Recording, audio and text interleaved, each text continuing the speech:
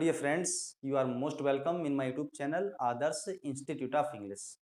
आज के इस वीडियो का हमारा टॉपिक है सिंथेसिस ऑफ सेंटेंस, वाक्यों का जोड़ या वाक्यों को जोड़ना।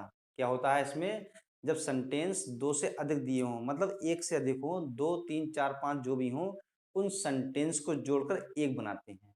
जब हम इतने सारे सेंटेंस को या दो सेंटेंस को जोड़ेंगे, जब उसे एक Hey बनाएंगे, there. तो या तो होगा Subscribe to my channel simple, and या also होगा press this bell कंपाउंड, या icon. होगा कॉम्प्लेक्स। इन तीनों में से एक होगा।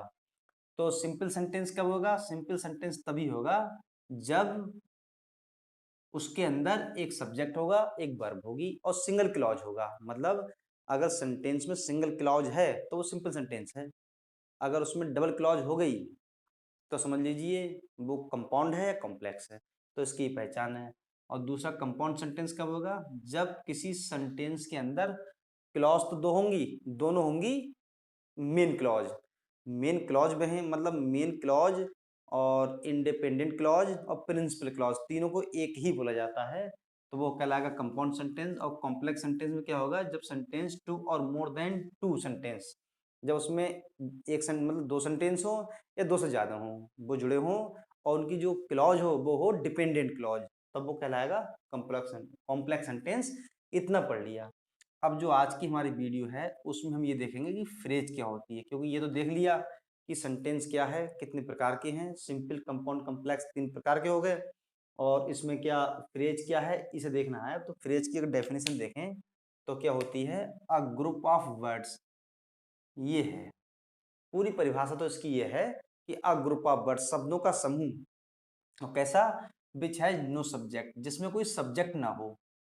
मतलब शब्दों का ऐसा समूह जिसमें कोई सब्जेक्ट ना हो, इज कॉल्ड फ्रेज। उसे क्या कहते हैं? उसे फ्रेज कहते हैं। और पहचान इसकी क्या हो सकती है? ये कह सकते हैं इट ये is a part of a sentence.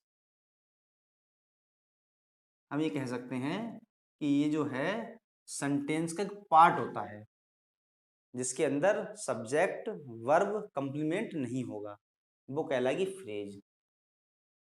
जैसे एग्जाम्पल लिखा हुआ है कि अमर फेल्ड, अमर फेल हो गया, in spite of his best efforts. क्या मतलब हुआ? अपने अच्छे प्रयास करने के बावजूद भी अमर फेल हो गया। तो जो इतना लिखा हुआ है कि in spite of having, in spite of his best efforts, इसके अंदर सब्जेक्ट तो है नहीं कोई। सब्जेक्ट चलो होता भी तो वर्ब नहीं है, मेन चीज है वर्ब। तो इस तरह से हम इसे कह सकते हैं ये क्या है? ये एक फ्रेज है। क्यों? इसका अंदर फ्रेज की पहचान क्या होती है? ये थोड़ा सेंस तो देगी।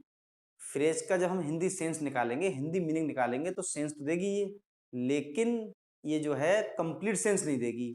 जैसे लिखा हुआ है कि in spite of his best efforts, अपने अच्छे प्रयासों के बावजूद भी। तो इसने ऐसा सेंस दे दिया लेकिन पूरा कंप्लीट सेंस नहीं दिया। कंप्लीट क्या हुआ? जब पूरा हमने देखा कि अमर अच्छे प्रयासों के बावजूद फेल हो गया, तो ऐसी जो है ग्रुप ऑफ वर्ड्स क्या कहलाता है? फ्रेज। जिसे हम हिंदी में क्या कहते हैं? वाक्यांश। वाक्यांश हिंदी से लगता है कि हाँ, वाक्यांश मतलब वाक्य का अंश, जिसमें जैसे शब्दों का ग्रुप है एक, कोई सेंटेंस दिया हुआ है, उसमें बहुत सारे मतलब वर्ड्स तो दिए ही होते हैं, उसका एक ग्रुप ले लिया, उसका थोड़ा सा सेंस निकलता हो लेकिन पूरा कंप्लीट सेंस ना हो, वो क्या कहलाएगा? फ्रेज। ये काइंड्स ऑफ फ्रेज। आखिर ये कितने प्रकार के होते हैं?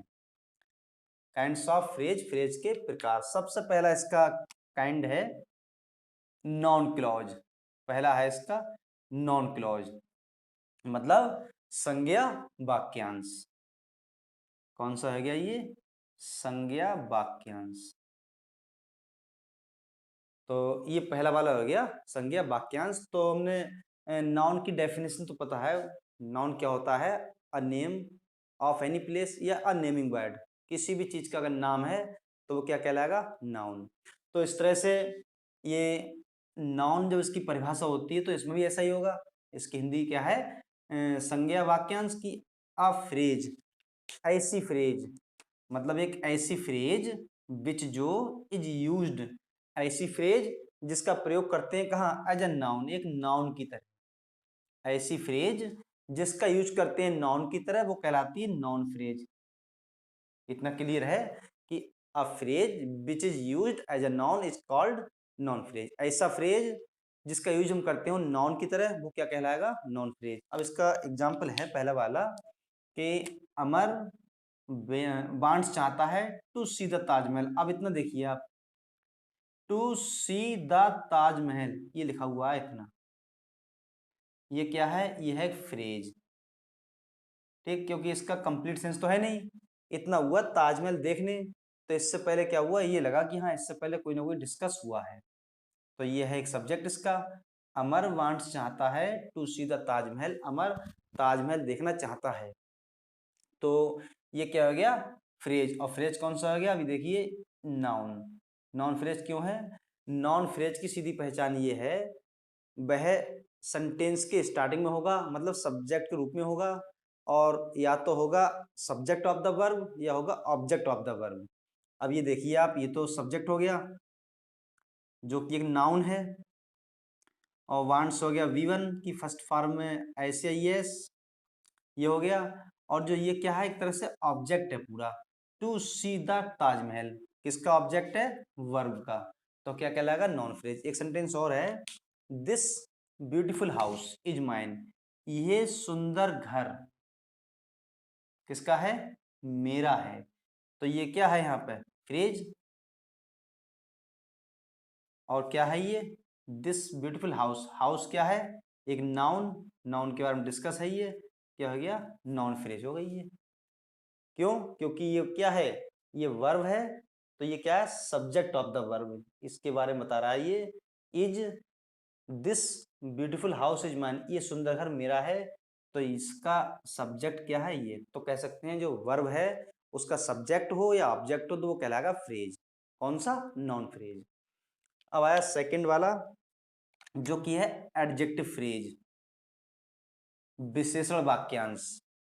तो क्या डेफिनेशन होगी? अ फ्रेज, ऐसी फ्रेज विच इज यूज्ड, जिसका हम प्रयोग करते हैं एज एन एडजेक्टिव। ये है एक एडजेक्टिव की तरह जिसका यूज करते हैं, जिस फ्रेज का, वो कहलाती है एडजेक्टिव फ्रेज। अ कॉल्ड एडजेक्टिव फ्रेज, मतलब ऐसी फ्रेज जिसका यूज करते हूँ एज एन एडजेक्टिव, वो कहलाती है एडजेक्टिव फ्रेज। अब जैसे एग्जाम्पल लिखा हुआ है, ही बाउट अ पेन, उसने एक पेन खरीदा। ठीक, ये तो हो गया सब्जेक्ट जो कि प्रोनाउन है, और ये हो गई B2 वर्ब की सेकंड फॉर्म। ये क्या लिखा है? पेन, उसने एक पेन खरीदा, मतलब पेन के बारे में डिस्कस है, और पेन के बारे में थोड़ी एक्स्ट्रा जानकारी और है। क्या है? विद अ गोल्डन निब, जिसकी गोल्डन निब है। तो कहने को तो ये पूरा है object of the verb. Verb क्या है? ये, इसका ऑब्जेक्ट ये है, तो ये तो ऑब्जेक्ट हो गया। तो ऑब्जेक्ट को ही बोलते हैं नाउन। नाउन तो बोलते हैं इसे ऑब्जेक्ट को, लेकिन अब यहाँ पे ये देखें आप, चलो इसे हटाएं भी, ये क्या है? अब पेन, नाउन तो ये है, ठीक, नाउन तो ये है, और नाउन के बारे में जानकारी क्या है? गोल्डन निप कह रहे हैं, गोल्डन निप का है। ये पेन की विशेषता बता रहा है ये, तो ये है नाउन, और जो नाउन की विशेषता बताता है वो क्या कहलाता है? एडजेक्टिव। जो नाउन की विशेषता बताएगा, नाउन या प्रोनाउन की, वो एडजेक्टिव। नाउन तो ये है, लेकिन पूरी फ्रेज बन गई तो क्या हो गया? Adjective phrase. क्लियर है? क्योंकि ये क्या है? पूरी फ्रेज है, और ये नाउन है, और नाउन की जो विशेषता बताता है वो कहलाता है एडजेक्टिव। तो ये एडजेक्टिव का काम कर रहा है ये इतना, और पूरी फ्रेज है तो क्या होगी? Adjective phrase. अब दूसरा वाला है द बॉय, लड़का। ये क्या है? एक नाउन। ये नाउन हो गया द बॉय, लड़का। सीन हियर, जो यहाँ देखा गया। इतना देखिए आप, लड़के के बारे में एक्स्ट्रा जानकारी दी गई है कि लड़का सीन हियर, यहाँ देखा गया। तो कौन? और कोई लड़का नहीं है, केवल जो विशेष लड़का होगा। तो इसके बारे में नाउन की विशेषता बताता है वो क्या होता है? एडजेक्टिव। इस तरह से ये क्या हो जाएगी? एडजेक्टिव। जो विशेषता बताता है नाउन की, वो एडजेक्टिव, और ये पूरी फ्रेज है तो क्या होगी? Adjective phrase. बाकी तो लिखा ही है, यस्टरडे वाज बीटेन, लड़का यहाँ जो था, ये लड़का जिसे यहाँ देखा गया और उसे पीटा गया, या कल उसे पीटा गया। तो ये था नॉन फ्रेज और एडजेक्टिव फ्रेज। तीसरा है एडवर्ब फ्रेज। अभी देखिए एडवर्ब फ्रेज मतलब क्रिया विशेषण फ्रेज। तो ये क्या है, परिभाषा सबकी सेम है, थोड़ा सा अंतर है कि यह फ्रेज विच इज यूज्ड, जिसका प्रयोग होता है एज एन एडवर्ब, एक एडवर्ब के रूप में, उसे क्या कहते हैं, एडवर्ब फ्रेज। ऐसा फ्रेज जिसका यूज करते हैं एज एन एडवर्ब वो कहलाता है एडवर्ब फ्रेज। अब इसके कुछ एग्जाम्पल्स देखें, आप चाहें तो इसका स्क्रीनशॉट ले लें।